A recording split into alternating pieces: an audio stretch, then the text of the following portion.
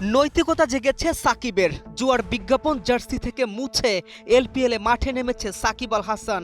বরাবরই যিনি সমালোচিত, কিছু বেটিং সাইটের প্রমোশনাল কাজ করায় যিনি বহুবার সমালোচিত, এবার তিনি দেখালেন মুদ্রার উল্টো পিঠ।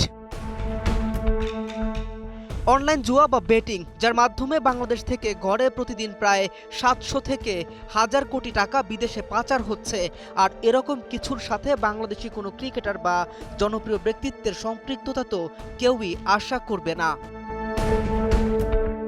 জাফনা কিংসদের হয়ে হাসান মাহমুদের বিপক্ষে ব্যাট হাতে মাঠে নেমে 5 বলে 10 রানের এক অপরাজিত ইনিংস খেলেন সাকিব আল হাসান। এ সময় তাকে দেখা যায় তার জার্সিতে থাকা বেটিং ক্রিপ্টোকারেন্সির লোগো ঢেকে দিয়ে ব্যাট করতে। পূর্বের কৃতকর্মকে পাশ কাটিয়ে সাকিবের এমন নজির ভক্তদের আপ্লুত করেছে। এর আগে মেহেদী হাসান মিরাজকেও দেখা গিয়েছিল ধর্মীয় দৃষ্টিকোণ থেকে যা বৈধ নয় এমন কিছুর বিজ্ঞাপন ঢেকে মাঠে নামতে, যে দৃশ্য ক্রিকেটের চেয়েও বড়, সাফল্যের চেয়েও সুন্দর। এদিন জাফনা কিংসের স্কোয়াডে থাকা অনেক ক্রিকেটারকে দেখা গেছে লোগো ঢেকে মাঠে নামতে। KM রাফিন, নিউজ 24।